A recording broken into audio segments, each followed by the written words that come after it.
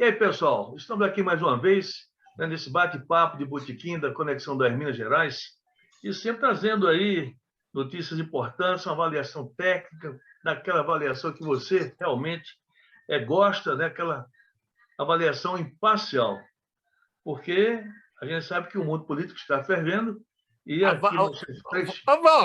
Avaliação imparcial?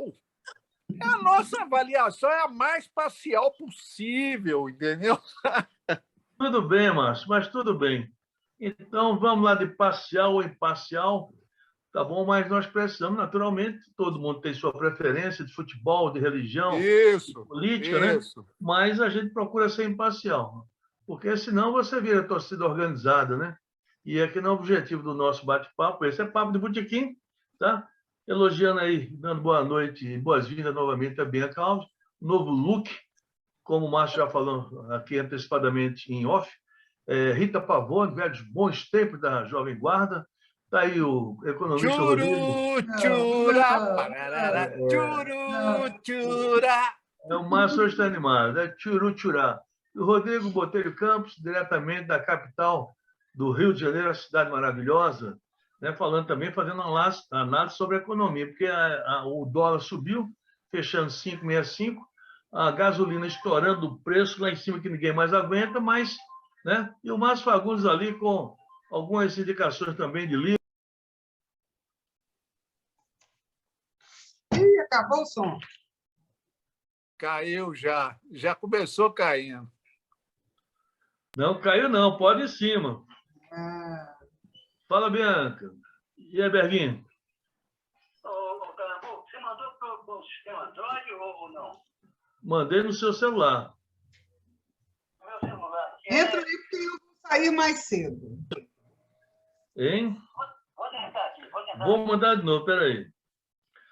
Deixa eu fazer o seguinte. Enquanto você atende, eu posso falar um negócio? Vamos fazer o seguinte. Vamos começar outra vez, porque começou já dando ruído. Meu Lucas Mendes. Meu Lucas Mendes, aqui do Ribeirão. É melhor começar de novo. Já teve um buraco de som aí? Deu um buraco. Vamos embora. Vou mandar para o Berguinho aqui outra vez, que ele está pedindo. Cadê? Vamos embora. Então, pronto, vamos lá. Cadê o Rodrigo? Vamos lá, Rodrigo. Estou presente aqui, amigo. A Bianca quer falar, já abre para a Bianca. Então, peraí, tudo bem. 1, 2, 3, 4. Posso algo que ele tinha falado, agora eu perdi minha deixa. Não tem nada, não. Vamos embora. 1, 2, 3, 4, olha o 5. Bem, pessoal, estamos aqui mais uma vez na Conexão das Minas Gerais, agradecendo a sua audiência e com nossos amigos, né, que você já conhece, tá? A Bianca Alves, com um novo look, né? Como o Márcio falou em off, que é parecendo a Rita Pavone, aquela, né, do tchurá. O Márcio daqui a pouco vai cantarolar para vocês esse trechinho aí, né? O Márcio Fagundes, vocês conhecem, um literato, aquele que destrói livros, né? E o economista Rodrigo Botelho Campos, que fala diretamente da capital do Rio de Janeiro, a cidade maravilhosa. Começando com Bianca. Bianca, semana aí com muitas novidades, mas um temazinho polêmico que deu essa semana aqui foi a questão desse atleta do Minas Tênis, né? O Maurício Souza, que infelizmente não foi muito feliz no post, né, na rede social, onde colocou lá, criticou dois, né, o filho Clark Kent, esse mesmo, esse beijando, ele disse: onde é que nós vamos parar, onde é que isso vai chegar? Os patrocinadores não gostaram, pressionaram o Minas Tênis, Minas tentou ajeitar a vida do atleta, mas não foi possível. E aí o Maurício Souza foi demitido do Minas Tênis, e o empresário está tentando agora emplacar o atleta no time do exterior. Bianca, como é que você analisa essa situação? Ele mostrou-se homofóbico, a liberdade de expressão pode ampará-lo, isso é crime. Como é que você avalia essa situação do atleta? Eu acho que, na verdade, as pessoas denunciam seus próprios preconceitos das maneiras mais diversas. O que eu queria falar, por exemplo, você foi apresentar a nós todos aqui, né? E aí a Bianca está mostrando o new look, o cabelo Rita Pavone. O Marcinho é um literato e o Rodrigo é um economista. Certo? Então, assim, esse machismo latente e óbvio que, sem querer, sai de vocês, entendeu o negócio? deixa clara essa questão. Isso sempre vai me lembrar Pedro Leopoldo, você sabe que Pedro Leopoldo é o mundo, né? Pedro Leopoldo teve um grande escritor, chamava Zé Issa. Ele escreveu belos livros, inclusive vou te dar não, assim, foi elogiado pelo Fábio Lucas, né, que é o maior crítico literário do país, né? Mineiro, fabuloso, pai do meu amigo Bill Lucas, melhor baterista do mundo. Então, o que acontece? Uma vez eu encontrei com o Zé Issa, porque num dos livros dele sobre a história de Pedro Leopoldo, ele dizia o seguinte: eu nasci no mesmo ano que Pedro Leopoldo nasceu. Quando Pedro Leopoldo fizer 100 anos, eu não vou estar aqui para escrever sobre Pedro Leopoldo, mas fulano, cicrano e cicrano vão poder escrever. Eram os outros jornalistas da cidade, homens. Aí eu virei para o senhor Zé, que coisa esquisita que você escreveu no seu livro, porque eu também escrevo, e você não me botou lá. De duas, uma, né? Ou você acha que eu não escrevo bem, ou você acha que eu não vou estar viva no centenário de Pedro Leopoldo. Então, é uma má previsão. Em suma, continuando a falar sobre preconceito, né, que não é o caso de vocês, é só um ato falho, vocês são homens muito bacanas e tal, antenados com o tempo de vocês. Essa questão do filho do super-homem, né, dando um beijo no namorado e tal, são os cartoons, finalmente, né, vamos dizer, eles entram na era da diversidade sexual e tal, das diferentes orientações e tal. Eu vi um negócio muito legal sobre isso, porque tem muita gente que acha que se as crianças, se os adolescentes começarem a ver essas cenas, né, explícitas, né, de amor homossexual, elas vão ser influenciadas. Então, eu vi hoje um cara perguntando num artigo assim, se alguém aí tinha um amigo gay que, vendo 1 milhão de beijos heterossexuais, se ele tinha virado heterossexual. É isso que eu pergunto. Márcio Fagundes. O início da minha formação literária começou com a história em quadrinho.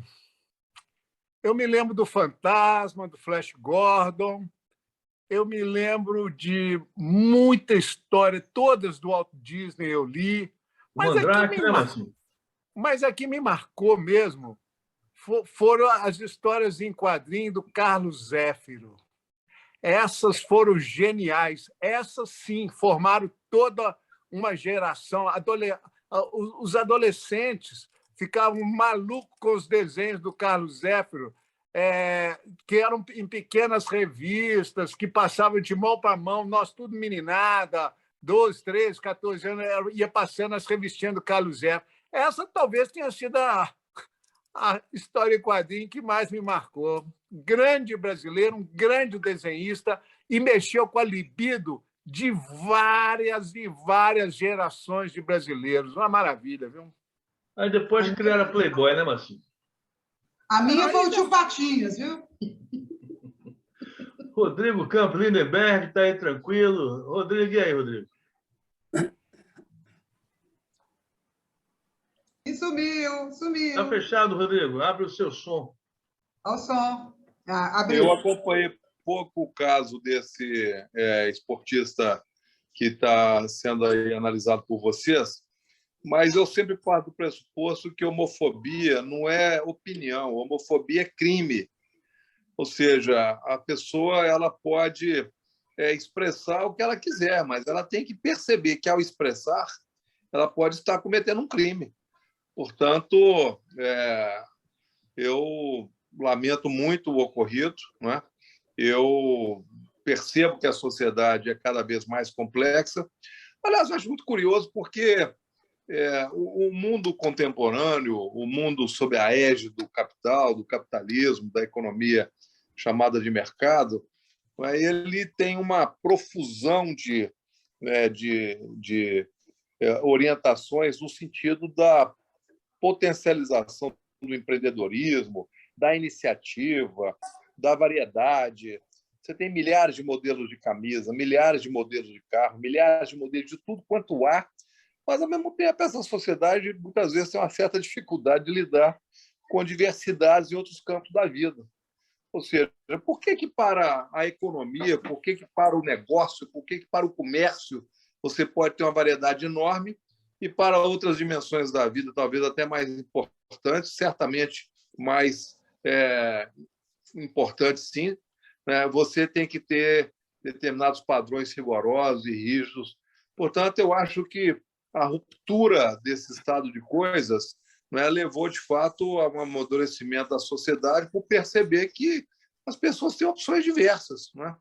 E aí, quando uma pessoa pública, como esse esportista, emite uma consideração dessa ordem, provoca essa celeuma toda, né? Eu lamento que ele tenha sido punido, não pelo que ele falou, né, mas porque eu acho que também os patrocinadores e aqueles que estão envolvidos comercialmente com ele, né, também se preocuparam com o bolso. E aí acabam levando a pessoa, ao atleta, uma punição. Eu não sei se é uma punição adequada, talvez uma retratação pública dele fosse melhor do que uma punição dessa ordem, viu, Walter? Essa é a minha opinião. Obrigado, Rodrigo. Só uma observação, viu, Walter? Só uma observação. Eles deram para ele a oportunidade de se retratar, só que a retratação foi pífia. Foi. Ele fez o seguinte, na retratação, ele reafirmou tudo aquilo que havia dito e achou que ele tinha um direito, naturalmente, que era lacração, né? Ele usou esse termo, que era lacração, esse termo que está usando hoje nas redes sociais, né? Lacração, e aí poderia ter ficado quietinho, o pessoal do Minas Tênis estava botando panos quentes, mas aí ele mesmo piorou a situação dele. Lindenberg, tudo bem com você, Lindenberg? Tudo bem, tudo tranquilo. Boa noite a todos e a todas. Boa noite. A todas, no caso aí, é a nossa queridíssima Bianca. Tem que falar todos. Então, tá bom. Olha só, ô Walter, eu acompanhei aí por alto essa coisa também, não acompanhei com a devida acuidade, mas eu achei curioso hoje, foi um outro aspecto dessa coisa, que é o quê?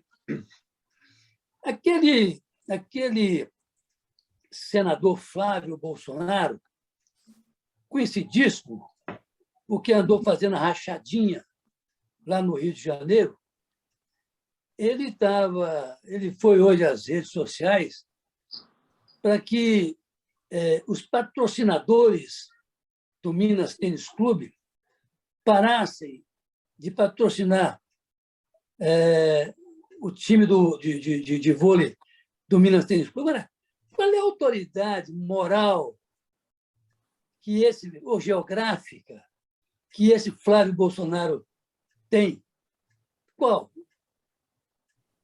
Quem bem conhece ele aí, certamente, tem lá no Rio de Janeiro, Rodrigo. Né? Tem no Rio de Janeiro, se tiver ainda, né?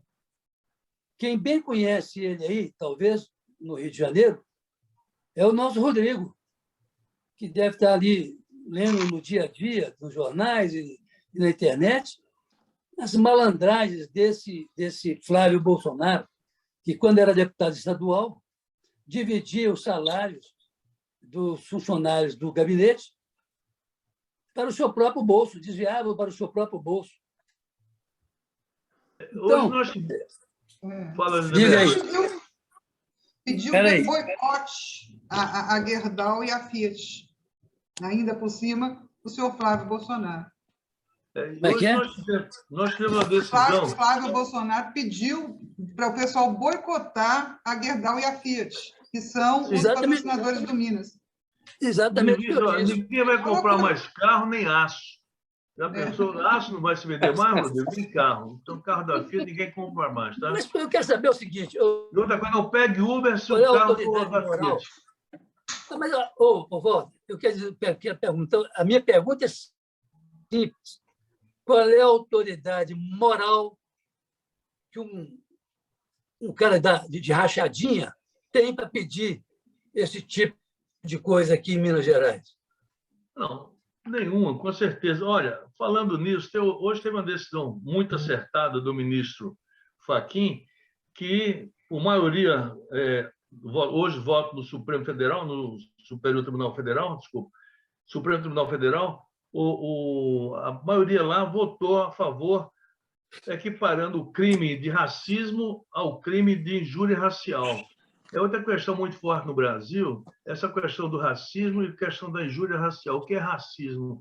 É crime de etnia, né? Contra raça, contra religião, contra essa coisa toda. E de injúria quando você atinge toda uma comunidade, entendeu como é que é? Os nordestinos não prestam, os nordestinos são hoje, os baianos são preguiçosos, aquela coisa toda. E aí hoje o ministro Fachin equiparou o crime de injúria racial ao crime de racismo e que não prescreve. Mas mudando a prosa aí, Rodrigo, você que está no Rio de Janeiro, e esse Paulo Marinho, que a campanha do presidente Jair Bolsonaro foi feita toda na casa dele, o homem foi para cima do presidente, porque ontem o filho do Paulo Marinho, que é humorista, fez ali numa rede de televisão uma pergunta lá para o presidente não gostou quando ele fez a pergunta sobre rachadinha e o presidente saiu fora do programa, não quis ficar lá e o bicho pegou. Agora já envolveram até o Bibiano, né, que é aquele cara que foi coordenador da campanha do Jair Bolsonaro, e aí o que é que o Marinho fez? Olha, o presidente está assombrado com o fantasma do Bibiano. Isso é ameaça velada, Lindenberg, Márcio, Bianca e Rodrigo. Aí do Rio de Janeiro, que notícia você traz a respeito disso aí? Olha, Walter, na realidade, essa notícia ela vem fazer coro com um conjunto enorme de denúncias que já há algum tempo, desde que a campanha acontecia, depois que o presidente tomou posse, exercendo seu mandato, é uma sucessão de problemas, né? Ou seja, eu há muito tempo não me recordo de um governo com tamanha coleção de desatinos. Não é à toa que a opinião pública internacional faz críticas fortíssimas ao mandato do atual presidente da República. A sociedade brasileira expressa isso nas pesquisas de opinião pública, dando a ele péssimas notas, tanto em termos de gestão como em termos pessoais, e, naturalmente, rebate aí nas pesquisas eleitorais. Ele passando aí por alguns apertos nas pesquisas mais recentes que são apresentadas aí à sociedade.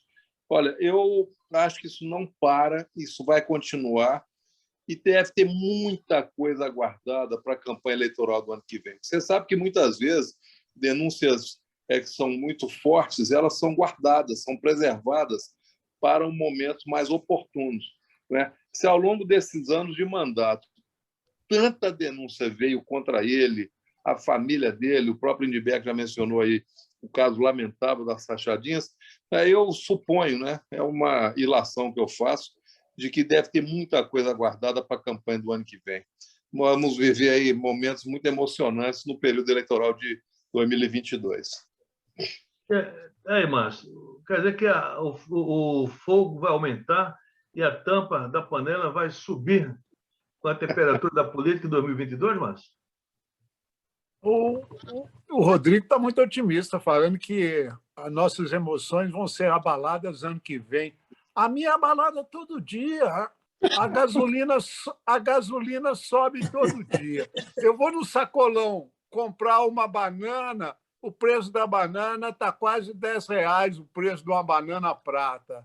Eu ando na rua e vejo os pobres. Hoje eu passei na frente daquele Hotel Mercury e vi um sujeito vasculhando o lixo do Hotel Mercury. Olha, sem brincadeira.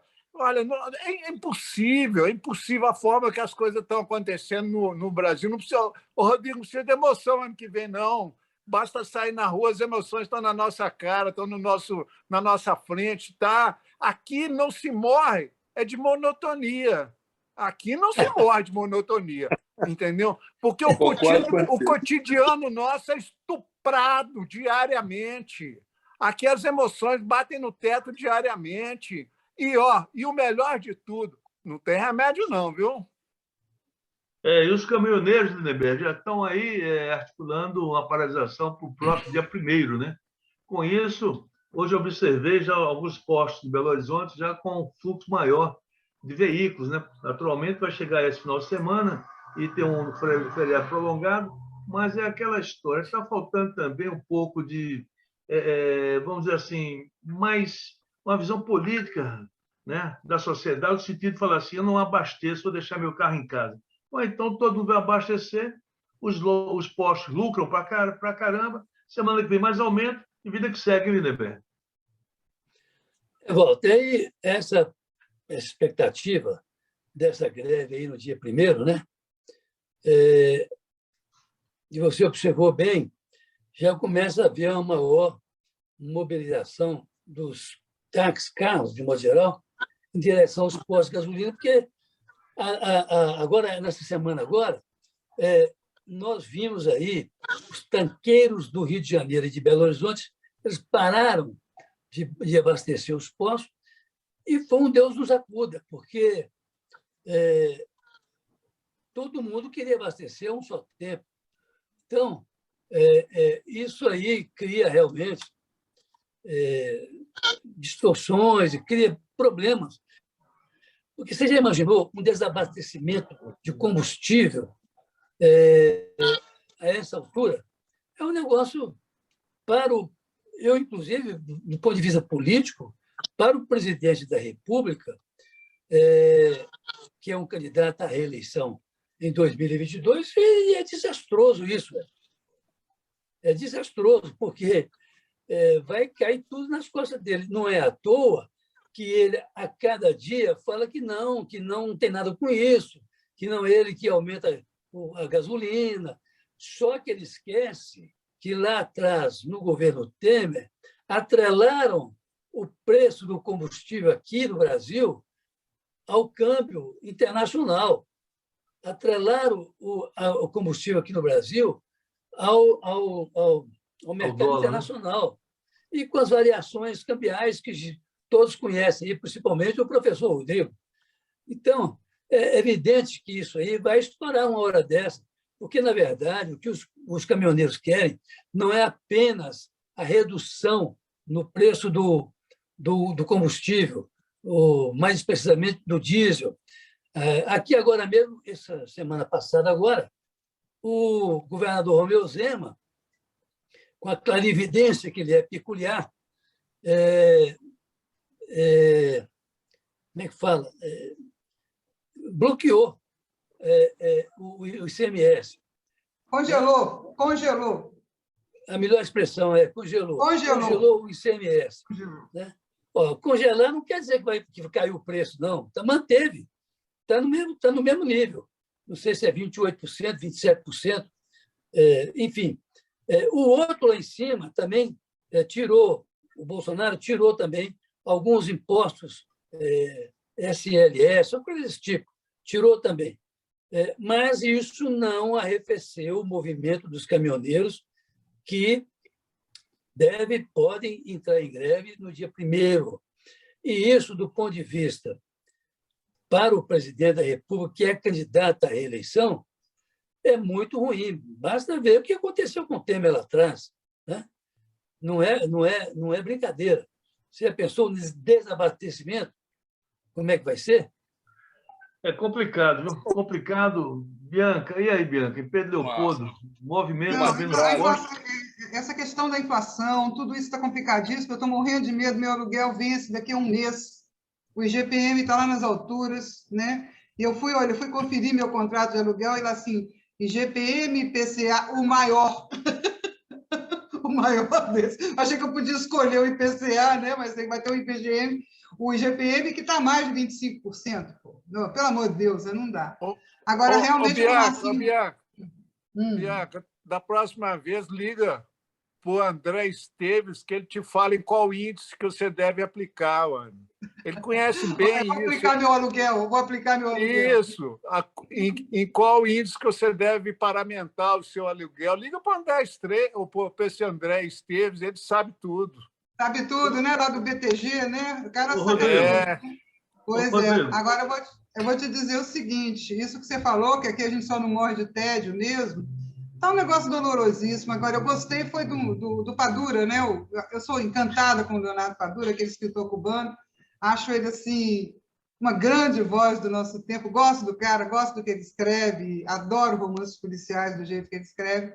E vocês viram, não sei se vocês viram ele no Roda Viva essa semana, ele falou que Tem mais gente na rua, num quarteirão em São Paulo, do que em toda Cuba. Rodrigo Campos, como economista, a situação hoje, o dólar lá em cima, os combustíveis subindo, a carne, se fala mais de carne, até o ovo está subindo, o pé de galinha subiu de preço, os ossos que, de forma pretérita, eram dispensados, né? Hoje são vendidos. Que país é esse? Está lembrando daquela música? Que país é esse? Que país é esse? E aí, Rodrigo? O fenômeno da inflação é uma coisa curiosa. E tem até um quê de oportunismo nesse processo. Não é? Eu vou dar um exemplo dessa semana. Eu fui cortar meu cabelo no barbeiro que eu frequento aqui no Rio de Janeiro e pulou de 20 para R$ 25. Está Ou barato. seja, não, em termos absolutos é barato. Agora, pular de 20 para 25 significou, na realidade, não é? Você aumentar de 20 para 25 significou aumentar o dobro da inflação do ano inteiro. Ou seja, por que ele não colocou a inflação? Vamos supor 10%. Pularia de 20 para 22. Não, ele já pula direto para 25. Aí eu perguntei, poxa, por que vocês pularam para 25? Falaram, porque é muito difícil a gente colocar o preço em 22, porque vai ter problema de dar troco para as pessoas. Ou seja, o argumento não é, do comerciante, seja ele qual for, não é, ele é rico em perspicácia, né, e eu usei um termo um pouco mais duro, né, de oportunismo. Não é? E, de fato, a inflação é isso, ela tem esse componente de contaminação, ou seja, aumenta uma coisa e, por causa daquela, aumenta a outra e vai aumentando. Daqui a pouco, se você não tomar cuidado, você perde o controle. Não é?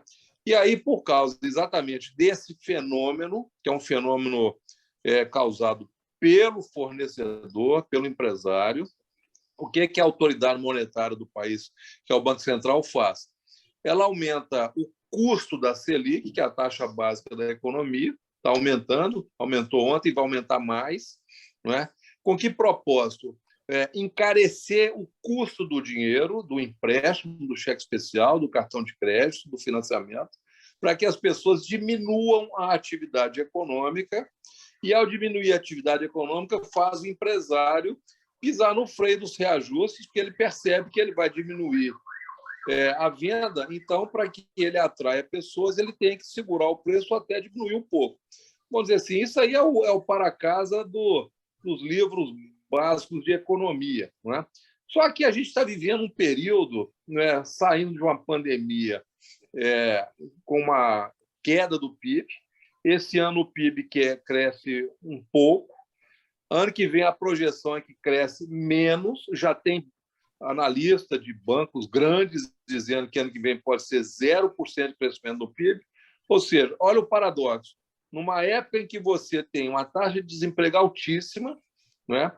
As pessoas estão muito endividadas, a taxa de juros está sendo aumentada, portanto, rolar essas dívidas vai ficar mais difícil e, portanto, não é, ao invés de você estimular a atividade econômica para gerar emprego, para gerar renda, para as pessoas pagarem, inclusive, essas dívidas, o que o Banco Central está fazendo por default de manual de economia é exatamente aumentando a taxa básica da economia para encarecer o crédito, fazendo com que haja uma diminuição da atividade econômica e, consequentemente, segurar os preços. Não é? Isso é uma situação extremamente preocupante, né? Porque, na realidade, você pode postergar a perspectiva de crescimento da economia, consequentemente, postergar a retomada da geração de emprego, o que pode, e aí, já que ano que vem é um ano eleitoral, né, fará com que o governo fique mais ainda acuado, né, para uma série de atividades, né, que a sua equipe econômica tem conduzido. O gasto, para vocês terem ideia, subiu 47% em relação à inflação no período. Né? Não é à toa, e aí é preciso até ter muito cuidado com isso, porque quando acontece uma coisa desse tipo, logo vem, né, iniciativas como, por exemplo, esse Vale Gás que está sendo aprovado aí pelo Congresso Nacional. Tudo bem, é uma questão de justiça social, mas você acaba resolvendo um problema, não é, de uma maneira invertida, né? O correto mesmo era segurar o preço disso, né? E volta, não sei se você percebeu aí pela imprensa esses dias, tem pessoas que foram do Conselho de Administração da Petrobras nas gestões dos governos do PT, do Lula e da Dilma, que estão sendo processadas pelo Ministério Público, porque, enquanto conselheiros de administração, portanto, representando o acionista majoritário, que é a União, né, eles seguraram o preço do reajuste do petróleo e agora o Ministério Público está movendo ações contra essas pessoas, dizendo que elas agiram contra a Petrobras. Ou seja, ao invés de pensar no país, pensam apenas nos acionistas da Petrobras. Eu queria ler aqui uma notícia para que vocês pudessem analisar. A opinião de vocês é muito importante. Olha, o Ministério Público pede prisão de homens por furtar comida vencida que iria para o lixo. Isso aconteceu lá em Uruguaiana, no oeste do Rio Grande do Sul. A Defensoria Pública alegou a questão do princípio da insignificância, né? Dizendo que realmente é um crime famélico, essa coisa toda. Enfim, o promotor, né, recorreu da decisão e, segundo a alegação dele, é que isso aí é combustível para a impunidade. A alegação foi que não se pode usar o princípio da insignificância e do crime bagatelar como estímulo e combustível à impunidade.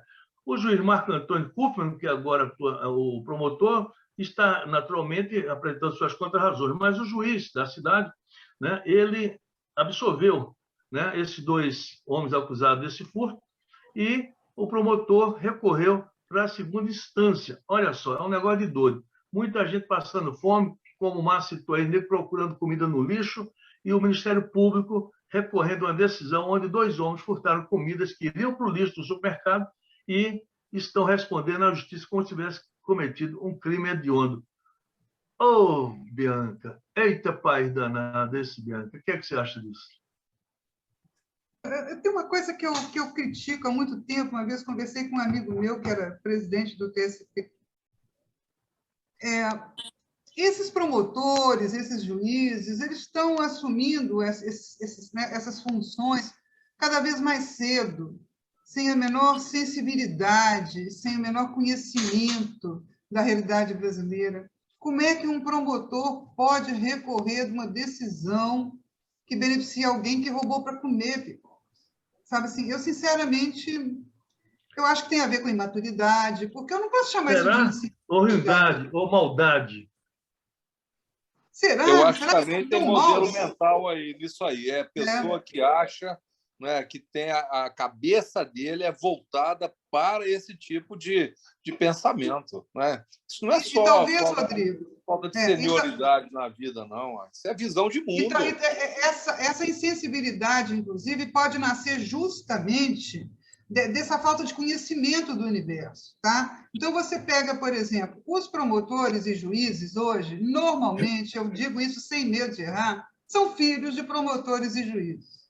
Tá? A maior parte deles, que são os funcionários públicos mais bem pagos desse país. Esses meninos, eles crescem morando em condomínios fechados, frequentando escolas fechadas, se divertindo em lugares onde só vão os seus pares. Ou seja, eles não conhecem pobre, eles não têm, eles não fazem a mesma coisa que aconteceu com a gente. A gente pegava ônibus, a gente estudava em colégio público, que eram bons colégios e tal, era uma adorável diversidade, né? Uma mistura boa, como é que se diz? Esses meninos não, eles só conhecem as mesmas pessoas. Então, eles crescem e vão para essas escolas, melhores escolas, e passam nos vestibulares, nos Enems, nas melhores escolas públicas, né? o que é um negócio meio perverso, se tornam promotores e juízes, e eles nunca viram um pobre na vida. Eles não sabem o que é lutar pela vida. E talvez essa seja a raiz da insensibilidade desse pessoal. É a única coisa que eu posso... Mas toda a regra tem exceção. Tem muitos promotores aí que são sensíveis, são realmente aqueles garantidos. Claro, eu acho preocupante generalizar. Eu não gosto de generalizar nada. Né? Exatamente. Aliás, eu conheço muitos, inclusive, né, Márcio? Gente, eu não generalizei. Eu falei que, sem medo de errar, que a maioria dos promotores e juízes são filhos de promotores e juízes. Foi a única generalização que eu fiz. Mesmo assim, não foi total. Eu estou dizendo que o caso de promotores ou juízes insensíveis, eu só posso atribuir a esse tipo de vivência ou de não vivência. Tá? A tese da Defensoria Pública, no caso aí de princípio da Claro. significância, ela foi aceita pelo juiz, né, da cidade, o doutor André Atalaia, né, que é do Tribunal de Justiça do Rio Grande do Sul. Mas o promotor recorreu, que é um direito que ele tem de recorrer, mas é um negócio absurdo. Márcio, é difícil ver tanta gente passando fome e uma decisão dessa, hein, Márcio? É muito difícil. Eu não sei se vocês já constataram, o Rodrigo levantou a ideia da moeda nossa, que vai desvalorizando, né, os juros subindo. Eu não sei se vocês já constataram um fenômeno que eu tenho visto crescente. Esses supermercados, eu não vou citar, mas eu tenho dois, por dois eu passei por essa situação já várias e várias vezes. Eles não dão mais troco. Eles perguntam assim: você se importa de doar X, aquelas moedas, o quebrado da moeda? Suponhamos que o somatório de uma conta deu 20,73. Aí ele fala: o senhor se importa de devolver 27 centavos para o Mário Pena? É um negócio já um pouco constrangedor, é um pouco te encantoa, né? O troco, a moeda, ela deve ser dada obrigatoriamente até o último centavo. Já te encantou para você fazer um ato beneficente ali na sua compra. E eu tenho visto, isso está generalizando aqui. De onde que vem essa ideia, né, de fazer uma doação? Eu não sou contra a doação, eu acho que essas entidades que fazem um trabalho principalmente na área de saúde, com os idosos e tal, é muito interessante, muito bacana. O Estado não dá conta disso. Então, convenhamos, é importante esse tipo. Mas essa doação partindo de empresários muito bem-sucedidos na vida, não te cheira que parece ter alguma coisa assim. Eles recolhem isso. Isso é uma suposição minha, porque eu não consegui ninguém para me esclarecer isso. Eles recolhem aquela quantidade de moeda, no final do mês eles repassam, mas no final do ano eles subtraem esse montante doado para o imposto a não pagamento deles. Eu não sei, não, me passa alguma coisa. Eu acho que não. Olha, o empresariado brasileiro não é tão generoso assim, meu Deus do céu. E conclusão é essa. O que acontece? E a moeda desaparece, entendeu? O troco desaparece. Isso está muito gritante hoje aqui em Belo Horizonte.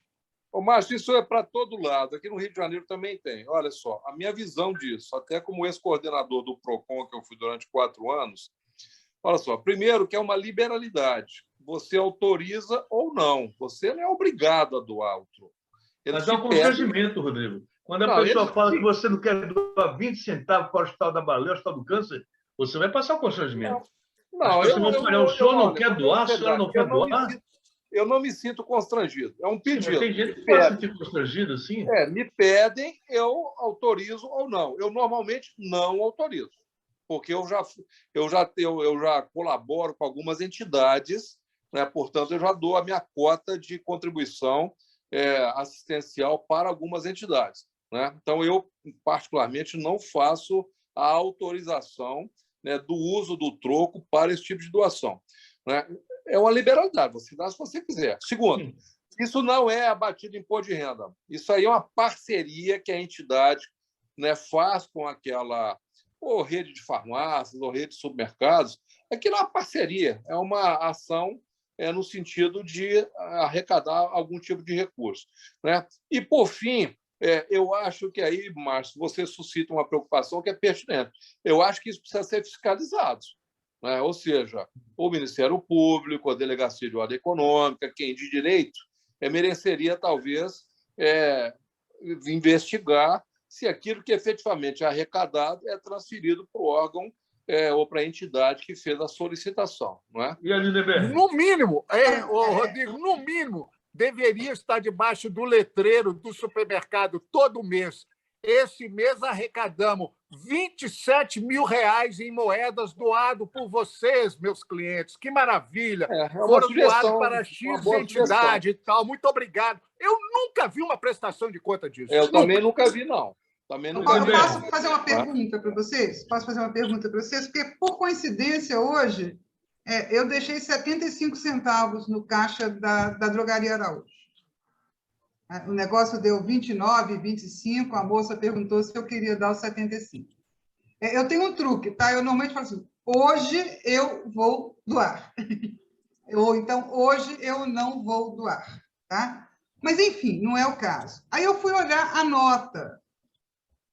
A nota ficou 29,25. Em lugar nenhum aparece os 75 centavos.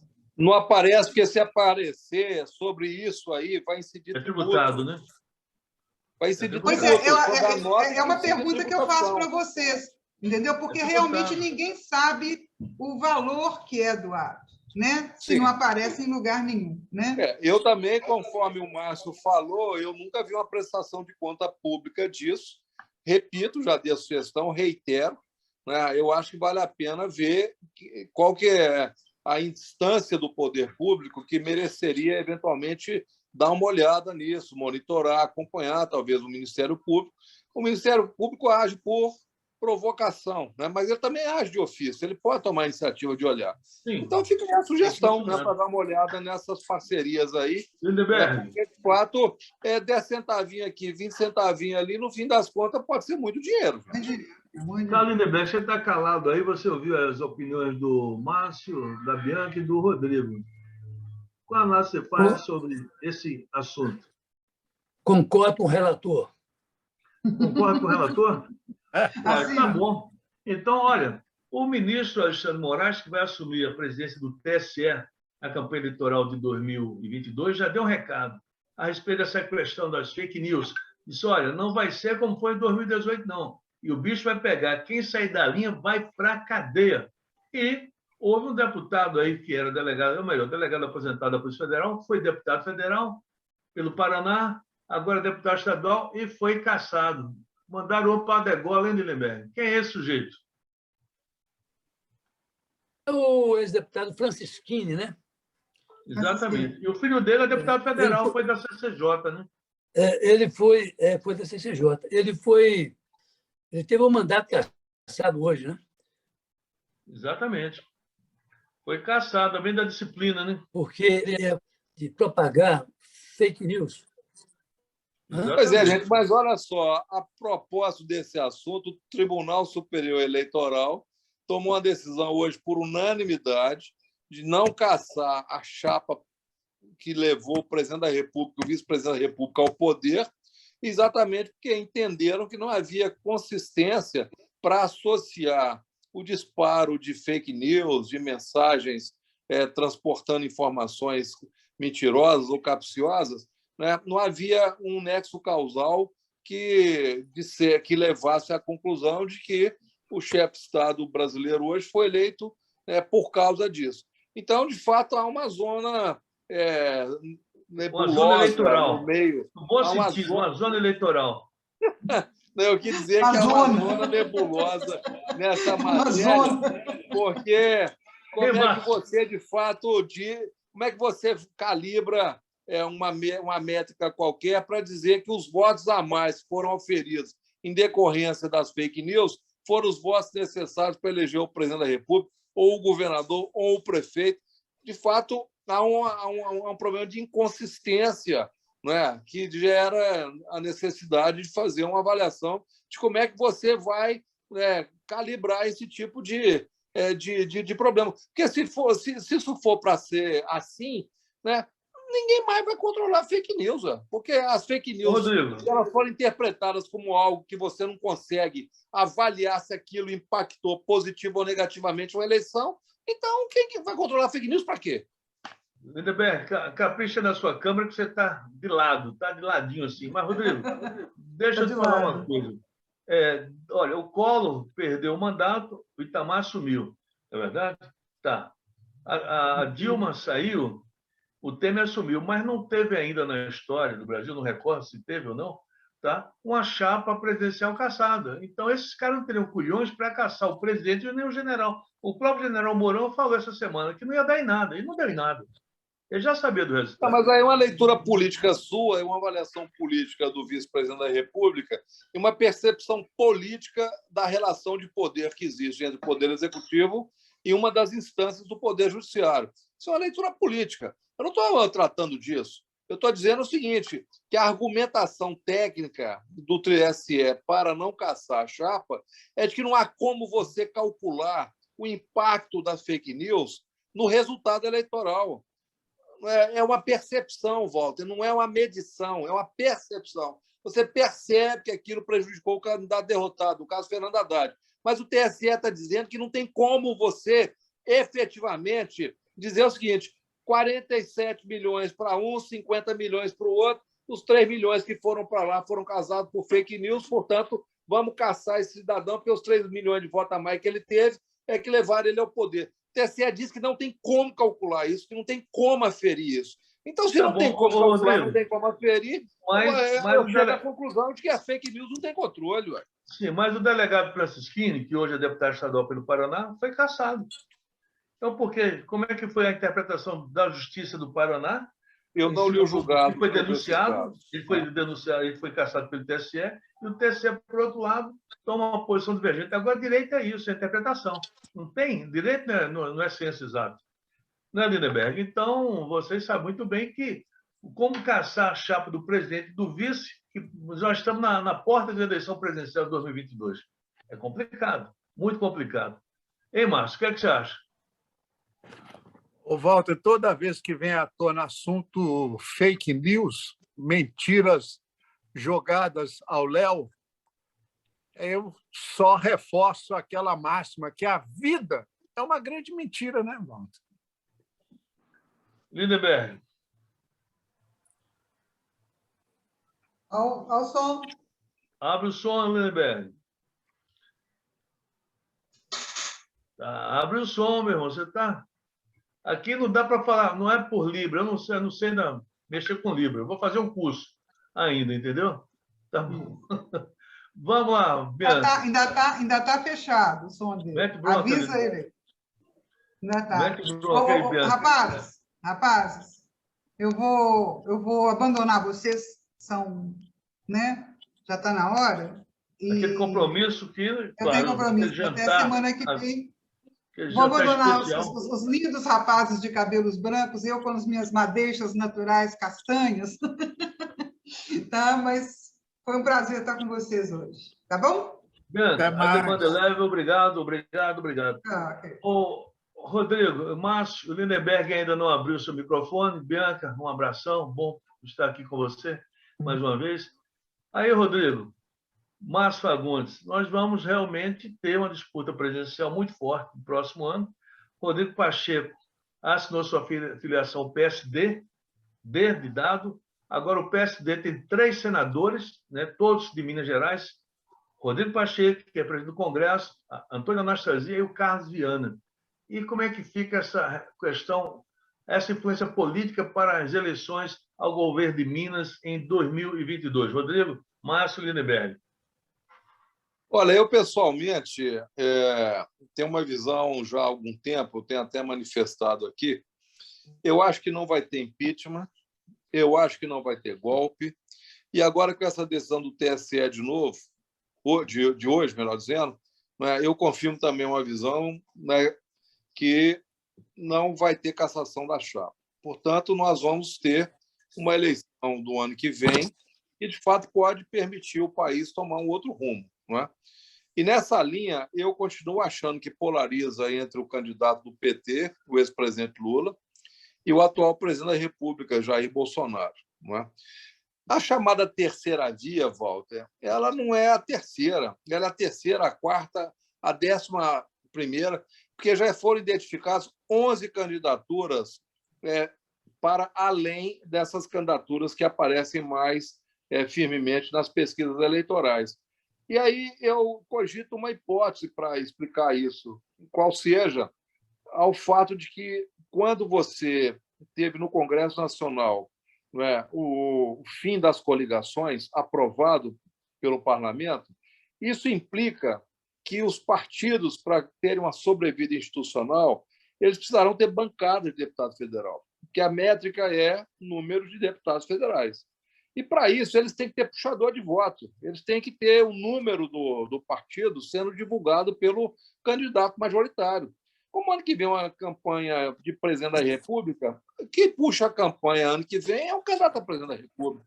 Então, nós teremos um conjunto enorme de candidaturas e dizem que a chamada terceira via já tem 11 opções. O senador Rodrigo Pacheco é uma dessas, não é? E eu cogito a hipótese, inclusive, de que ele, ao perceber, e aí certamente as próximas 3, 4 ou 5 rodadas de pesquisa podem ajudá-lo nessa decisão, eu cogito a hipótese dele desistir de eventualmente ser candidato a presidente da República, até porque ele não falou que é, o presidente do partido dele é que diz que se ele quiser ser, ele poderá ser, mas eu cogito a hipótese do senador Rodrigo Pacheco e disputar o governo mineiro, né? Porque há um vácuo na política mineira. Você tem a situação, que é o PL, Palácio da Liberdade, e você tem um vácuo, né? O prefeito Calil não se manifesta, não se posiciona, não assume, né, com firmeza que é candidato ao governo do Estado. Portanto, o senador Rodrigo Pacheco ele pode, ao perceber a existência de um vácuo oposicionista em Minas Gerais, ele pode eventualmente se deslocar para uma disputa dessa, que aparentemente pode ser muito mais factível para o seu projeto político de futuro. Até porque ser governador de Minas é sempre uma condição importante para, eventualmente, disputar um mandato presidencial. Ele, virando governador de Minas, e ele é muito jovem, ele pode efetivamente se qualificar para mais adiante, vir a disputar um mandato presidencial com mais bala na agulha, né, para usar o termo. Eu não sei não, Rodrigo. Na política, o cavalo, quando passa a real, o sujeito tem que montar. Ou ele tem coragem ou não tem. Se ele está sendo chamado pelo PSD para ser o possível candidato do partido à eleição presidencial para 2022, que pule para dentro, entendeu? Questão de eleição e política, não tem problema nenhum oportunidade. ele disputar, não tem problema nenhum disputar. Agora, eu acho que ele tem que fazer o seguinte cálculo: ou disputa para perder e, eventualmente, até dar um vexame, e disputa eleitoral, você pode até perder, você não pode dar vexame. Ou disputa um cargo como o de governador de Minas com uma chance maior de ser eleito, não é? E política tem uma expressão tradicional, o Lindbergh certamente vai lembrar disso: política tem fila, tem a hora da pessoa disputar. Não é? E todo governador de Minas ele é um presidenciável in pectore, ele pode ser um candidato a presidente da República apenas com título de governador de Minas. Não é? Então, assim, se ele disputar o governo mineiro, for eleito governador de Minas, e ele é muito jovem, repito, ele pode se qualificar mais adiante para disputar a presidência. Ô, Márcio, agora o cara foi candidato a prefeito de Belo Horizonte. Não venceu, foi derrotado pelo Calil. Foi eleito deputado federal, eleito senador, hoje é o presidente do Congresso. Pô, o cara está subindo igual foguete na vida política, né, Márcio? Lindenberg? Talvez vocês me ajudem a esclarecer uma curiosidade que eu tenho. O que tem esse PSD aí com o antigo PSD antagônico à UDN? Tem alguma coisa, não? Nada. Tem nada a ver. Estão me ouvindo aí? Sim, agora pode falar. Então, eu concordo em parte aí com o que o Rodrigo está falando, sabe? Eu acho que é uma aventura o senador Rodrigo Pacheco entrar numa corrida presidencial, ele que é tão novo ainda, e tem mais 4 anos de mandato como senador. Não é à toa eu ter ouvido algumas pessoas recomendando ao Rodrigo Pacheco que ele dispute o governo aqui em Minas Gerais. Não são poucas pessoas, não. Eu tenho conversado com muita gente, o telefone aqui não para, eu tenho conversado com muita gente e muitos que são próximos, muito próximos do Rodrigo Pacheco, recomendando que ele dispute o governo de Minas Gerais, que seria, inclusive, menos complicado para ele disputar o governo de Minas do que aventurar-se a uma candidatura à presidência da República. De maneira que, em parte, eu concordo aí sim com com o que o Rodrigo está falando. Eu acho que seria mais factível para ele disputar o governo do Estado, quem sabe até aí numa composição com o Calil, né, que está bem na região metropolitana, mas está mal no interior do Estado. Quem sabe até numa combinação aí de forças em que entrasse nessa composição o presidente Lula, por exemplo. Eu acho que são coisas que estão aí à mão, e não concordo muito com essa história, Walter, de que o cavalo passando arriado tem que se montar nele, até porque o arreio pode estar frouxo e derrubar o cavaleiro. Eu não sei porque o Walter conjuntural. falou isso, porque o Rodrigo Pacheco nunca passou de 2% nas pesquisas. Agora, eu conversei com a liderança do PSD Nacional, conversei anteontem e perguntei se realmente o Rodrigo, né, levantar a possibilidade de ele vir a ser vice na chapa com o Lula. Falou que não, essa possibilidade não existe. Então, como vocês estão falando, pode ser o governo de Minas, quem sabe, né? Aí muda todo o jogo político aqui em Minas Gerais. Mas vamos esperar, porque com certeza 2022 será um ano totalmente atípico na política nacional. Olha, o presidente Bolsonaro viaja à Itália nessa sexta-feira e vai receber o título de cidadão honorário. Ele vai estar com o presidente da Itália, ele vai depois à cidade onde seu bisavô, né, veio de lá, a cidade de Anguillara Veneta. Quem sabe o sotaque italiano é Anguillara Veneta, como, né, os italianos geralmente falam assim, né, Rodrigo? Então, ele vai lá, tá certo? Conhecer a cidade onde o bisavô dele, né, veio para o Brasil, enfim. E essa reunião em Roma, lá do G20, né? Do G20, que é uma reunião muito importante para o mundo, de certa forma, muito importante para a situação dos países também emergentes. E aí, Márcio Fagundes, o presidente vai receber um título lá na Itália, com certeza bem dado para o presidente, que representa o Brasil, embora que a imagem dele no exterior não está muito boa, mas vai conhecer a origem da sua família, né? A sua família nessa cidade aí que eu acabei de falar, o nome, né? Olha, cidadão honorário de Anguillara Veneta. Márcio conhece bem a Itália, né, Márcio? Já andou por Roma. Parlando se va lontano. Parlare. Aqui, Walter, a questão é a seguinte: qual o papel do Brasil nesse G20? Esse G20, se for reduzido a G5, está muito. Esses países aí não mandam nada. O mundo hoje tem uma hegemonia geopolítica, né, econômica, que passa pelos Estados Unidos de um lado e a China e a Rússia do outro. O resto é bobagem, o resto não existe, o resto é protagonista de quinta categoria, entendeu? Não tem nada para falar para o mundo, vai ouvir e obedecer. Tá? Então, essas prosopopeias internacionais não me comovem. O Brasil não tem nada para falar para o mundo, tá? Diante desse trágico governo que está caminhando para o seu fim no ano que vem, não tem nada para falar e nem para ouvir. E nem muito menos para ouvir. Inclusive, ele vai participar no sábado e no domingo, Lindenberg, da cúpula do G20, que centrará esforços na Covid-19, recuperação econômica e mudança climática. Mas ele não vai comparecer à conferência COP26 lá em Glasgow, na Escócia. Lá ele não vai, mas vai ficar na Itália. Mas fala aí, Lindenberg, parlare. Não, é exatamente isso. Ele não vai a Glasgow, ele vai nessa cidadezinha de 4 mil habitantes, que você acabou de dizer o nome dela aí, Anguillara... A região Vêneto, né? Aquela Vêneto, né? Como fala italiano. Tem 4 mil habitantes. A 80 quilômetros de Vendê, lendo sobre isso. É isso mesmo. 80 quilômetros, tem 4 mil habitantes. São 4 mil habitantes. 4 mil habitantes, deixa eu repetir. Vou repetir. São 4 mil habitantes, a 80 quilômetros de Veneza.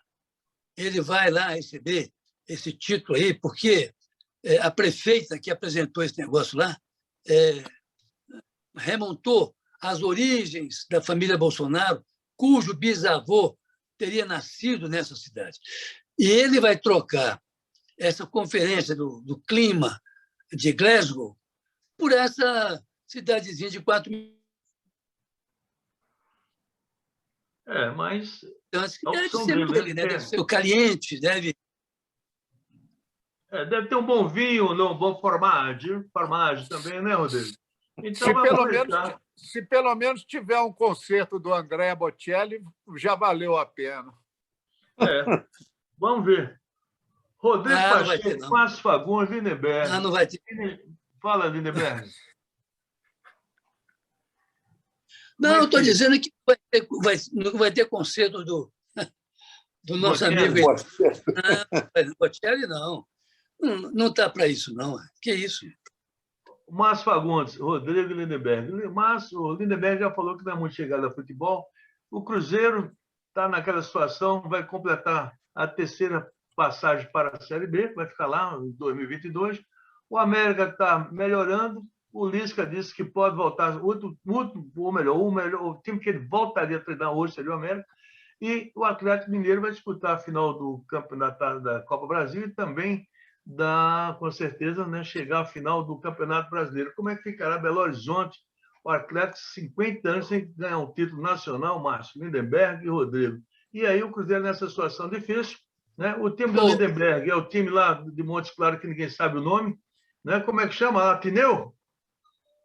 Walter, você podia aprender um pouquinho de literatura. É Ateneu. Ateneu? Aí você não ineu. Eu fui atleta em Montes Claros, sou constantemente homenageado na cidade como um ex-atleta, de maneira que eu sou atleticano, não por adoção, mas por devoção, de maneira que... Lindenberg, uma curiosidade. Você jogava em que posição? Você tem cara de ponta direita, arisco danado, cruzando bola e correndo. Você tem cara que jogou na ponta direita. É verdade? Lá ele era conhecido como Berguinho Pikachu. Não, Márcio, deixando a gaiatice do Walter de lado, que não está se sabendo comportar nessa live. Tá vendo?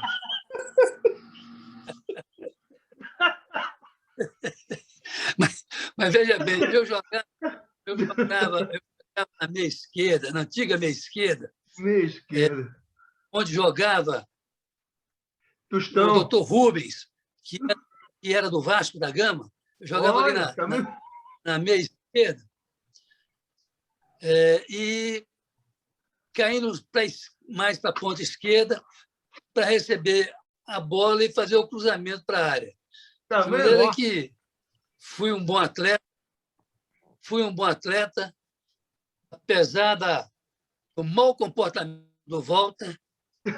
E outra coisa, Rodrigo, o Vicente Fiola esteve até lá em Montes Claros, que era treinador da seleção brasileira, mas não achou o endereço do Lindenberg, que ele tinha mudado de endereço.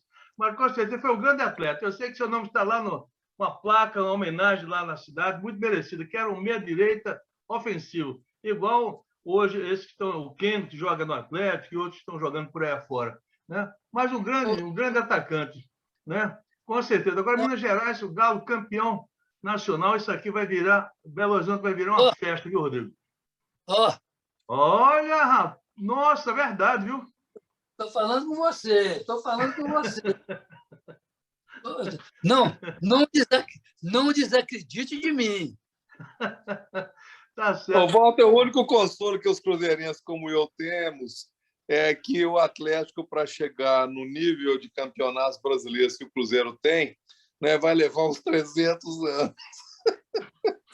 Nesse ritmo de a cada 50 anos conseguir um título, viu? É o único consolo que nós temos. É verdade. Márcio Fagundes, tem alguma sugestão de livro aí, Márcio? Alguma sugestão para quem nos acompanha aqui na nossa live? História, como é que chama, hein, Márcio? Econômica do Brasil. Bom, para o Rodrigo Campos aí, ó. Caio Prado Júnior. O livro Caio foi Prado lançado Júnior. em 1945. É um clássico. Disseca a economia do Brasil colônia, desde a exploração do pau-brasil.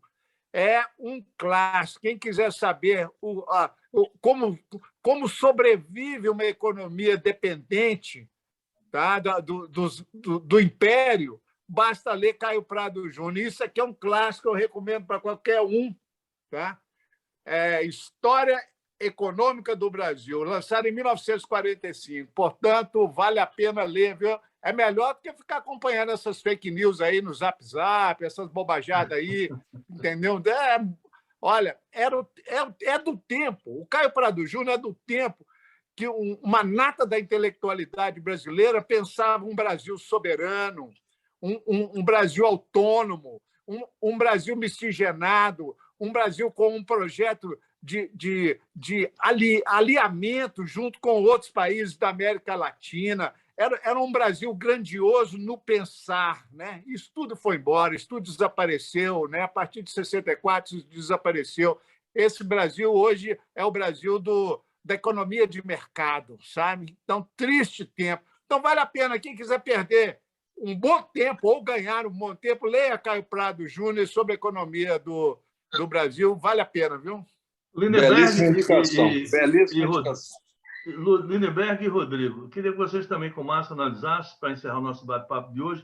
Lula mantém frente sobre Bolsonaro e lidera em todo o Senado. Diz pesquisa. Essa pesquisa saiu no jornal Correio Brasiliense, hoje, da Moda Mais Futura Inteligência. Diz que o petista só não venceria as eleições em cenário na qual ele não é citado. Então, o ex-presidente Lula está vindo com a vantagem sobre demais concorrentes, principalmente quanto ao atual presidente do Brasil, Jair Bolsonaro, e leva grande vantagem. Agora ele está caladinho, parece que ele está igual passarinho na muda, né, Lindenberg? Ele não está piando. E o Ciro Gomes está igual gelo no sol, está derretendo aos pouquinhos, né? Porque ele está falando muita bobagem e, com certeza, ele vai ter dificuldade para se tornar essa chamada terceira via, né, Lindenberg? Essa terceira via de que falou o Rodrigo um pouco mais atrás aí, essa terceira via está absolutamente congestionada. E dificilmente o Rodrigo Pacheco, que até tem se comportado razoavelmente bem à frente do Congresso Nacional, mas ele está encontrando uma terceira via bem congestionada. Se você lembrar aí, são João Dória de São Paulo, Eduardo Leite disputando com João Dória lá no Rio Grande do Sul. Você tem o Sérgio Moro entrando agora devagarinho aí nessa corrida presidencial. Você tem o Ciro Gomes, né, com esse matraquear conhecido dele, de forma que essa terceira via me parece bem congestionada. Daí porque eu concordar com o Rodrigo quando ele disse quem sabe não seria melhor ele, o senador Rodrigo, disputar aqui em Minas, quem sabe até compor uma chapa aí com Calil e ter um apoio que não é difícil do Lula. Mas, enfim, finalmente, o Walter, a gente está chegando aqui nesse final de conversa, que é sempre muito proveitosa, mas com algumas preocupações aí que a gente tem pela frente. Eu concordo com você, Walter, quando, contestando o Rodrigo, você disse que quem é que ia ter peito aí para tirar o presidente Bolsonaro e o vice, o general Hamilton Mourão? Não tem. Não tem, e o Mourão já cantou essa pedra lá no início da semana, dizendo que isso ia dar em nada, e de fato não deu em nada, né? A despeito dessa ponderação do Rodrigo, no sentido de que, se o Tribunal Superior Eleitoral não consegue dimensionar o tanto de voto que vai para um e tanto de voto que foi para o outro, do ponto de vista das fake news, realmente não tem o que dizer. Mas eu acho que foi, inclusive, uma saída política do TSE de não querer, a essa altura do jogo, embolar mais o meio de campo. Não, perfeita na sua, Lindenberg. Eu acho que você tem razão, porque da forma que a economia está andando, e o Rodrigo entende muito bem nessa área da economia, né? O Márcio também, então seria muito complicado, né? Com o dólar já nas alturas, gasolina subindo, a economia sem nenhuma perspectiva de melhora, né? Para esse ano ainda, então isso daria causaria um terremoto muito grande na área econômica. Você viu que o Guedes andou balançando essa semana, e numa fala lá que, né, daquelas reuniões que geralmente alguém está lá presente e depois fala, né? O Ministério da Ciência e Tecnologia teve sua verba cortada, o Marcos Pontes não gostou, o Bolsonaro não gostou do comentário que ele fez, e o Paulo Guedes, viu, Márcio, chamou ele de astronauta burro. Então, já pensou, astronauta burro? A chapa caçada, dólar lá para cima, economia do jeito que está, onde é que esse país vai parar? Hein, Rodrigo? Hein, Márcio? Muito complicado, né? Toda antivéspera de eleição, essas variáveis econômicas elas ficam instáveis, não é? Para usar a linguagem que o Márcio aí já criticou, eu também critico, não é? O mercado, não é? O mercado não é uma figura abstrata, o mercado são os investidores, são os capitalistas, são os homens de dinheiro, né? É a elite econômica, isso é o chamado mercado, né? Empresariado, burguesia, aí são sinônimos e apelidos do mesmo fenômeno. Mercado, né? Quer dizer, André Esteves, né? Ele é um das pessoas que expressa esse pensamento, esse segmento da sociedade, né? Essa classe social. Não é? Então, assim, toda antivéspera de eleição presidencial, você tem uma instabilidade, uma insegurança com o processo eleitoral.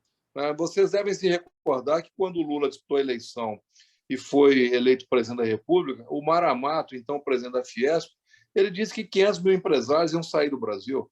Na verdade, era um blefe, né? Era um blefe, porque, na realidade, o PT fez um governo pró-mercado, no sentido de melhorar a renda das pessoas, com políticas públicas, recuperando o poder de compra da aposentadoria, recuperando o poder de compra do salário mínimo, e fez com que o mercado de consumo crescesse e o empresariado, de um modo geral, ganhou muito dinheiro no governo do PT. Não é? Então, aquilo era um argumento puramente ideológico, um blefe, e nada daquilo aconteceu. Né? Ano que vem, mais uma vez, nós teremos uma polarização entre a direita e a esquerda. Esse discurso anticomunista, né, de que o PT vai pôr fogo no país, isso aqui vai virar Venezuela, né, toda essa baboseira vai voltar à tona, e tudo isso justifica ou explica, né, essa instabilidade do dólar, explica um pouco essa questão que a gente está vivenciando, não é? Mas, de qualquer maneira, nunca se esqueça, Walter, sempre tem alguém ganhando, sempre tem alguém perdendo. E, muitas vezes, aqueles que são mais espertos ganham em qualquer das posições. Portanto, se o dólar sobe, o cara ganha, se o dólar cai, o cara ganha, porque ele está sempre trabalhando com movimentos econômicos de um lado e do outro. Ele se protege operando nos dois sentidos. Né? Então, olha, muito disso aí é especulação para muita gente ganhar dinheiro também. Viu? Obrigado, Rodrigo Lindenberg. Rodrigo, só o último detalhe aqui. Você falou de direita e esquerda o ano que vem. A seta do meu carro, eu tenho um Unozinho com mais de 10 anos, já está quase chegando nos 100 mil quilômetros. A seta queimou total, no painel e atrás. Da direita e da esquerda? Na rabeira também. Você não sabe. Não adianta você apertar o aparelho, aquela alavanquinha, que ele não dá sinal. Estou com isso na cabeça, já tem uma semana que eu preciso arrumar. Só que eu reparei que o mineiro, no geral, não é nem de direita nem de esquerda, porque detesta dar seta. O meu carro está estragado e eu tenho a maior dificuldade em querer avisar. Eu ponho a mão por cima do carro assim, e falo, estou entrando à esquerda, eu ainda estou assim, estou entrando à direita e tal. E os mineiros não usam a seta. É a coisa mais estranha. Eu tenho feito esse jogo assim. O mineiro é tão dissimulado que nem a seta do carro ele dá. Eu achei que era só um problema do meu carro, que eu preciso mecânico, que eu preciso resolver eletrônico. Não, mas conserta, porque se você cair numa blitz aí, eles vão te aplicar uma multa. Viu? Pois Ô, é, Márcio, pois é. Mas eu tô vendo exatamente, que você vai ser vai quem ter tem seu carro seta aqui rebocado. não usa também, não, viu? Quem tem seta aqui não usa, não. Você vai ganhar multa, com certeza perder alguns pontos na carteira e ter o dissabor de ter seu carro talvez até rebocado. Mas você agora está sendo, como é que é? Auto se denunciando, né? Isso aí tem que tomar cuidado, porque nossa live chega até, quem sabe, às autoridades de trânsito desse país afora. Né, Lindenberg? Olha, o Márcio também é esportista, gosta de esquiar. O Lindenberg descobriu que foi o meia-direita mais avançado do time lá de Montes Claros. E o Rodrigo, não sei que esporte que ele pratica, né? Eu já Mas pratiquei tiro com arco, eu já fui arqueiro. pronto. Mas não é arqueiro do gol, não, né? O Goalkeeper, Rodrigo, não, né? o Rodrigo frequenta a rede lá do Leblon, Renato Gaúcho, Romário, o Freixo, a turma do futebol lá. O Rodrigo está lá todo final de tarde. O Marcelo Freixo saiu hoje em primeiro lugar nas pesquisas aqui no Rio de Janeiro. Ele está se mantendo em primeiro lugar nas pesquisas. Agora tem que Olha só. fechar um pouquinho a boca aí. Ô, gente, chegando ao final do nosso bate-papo, uma alegria reencontrá-los novamente, agradecendo a audiência, a paciência de quem nos acompanha aí, né, pela internet, através, né, das redes sociais, aqui no Conexão das Minas Gerais, esse bate-papo de botequim, né? Aqui é o seguinte, se você gostou, dá um like, se não gostou, manda a gente também, que a gente vai, não para aquele lugar, tá certo? Mas manda a gente melhorar, manda a sugestão para a gente melhorar. Márcio Fagundes, atleta de slalom, Um abraço gosta para muito de você. esquiar. Lindenberg, o grande ponta direito avançado lá do time de Montes Claros, e Rodrigo, arqueiro, Não, é de gol, é de arco e flecha. eu sempre joguei pela esquerda. Mas você, é porque você fugia a tática do treinador, era para ficar na direita, ali pelo meio. De vez em quando você bandava lá para o lado esquerdo, mas volta Lindenberg para a direita, você ficava no centro ali do campo, na meiuca do meio campo ali. Era ou não era? Era isso mesmo. Um abraço para para vocês. todos. Falou, gente. Aquele abraço. Até semana que vem. Valeu. Ademar Delé. Vamos em frente, que atrás vem gente. Valeu, Berguinho. Valeu, Rodrigo. Márcio Fagundes e a Bianca Alves, que já se foi. Boa noite a todos. Muito obrigado pela audiência e a paciência. Tchau. Valeu. Boa noite.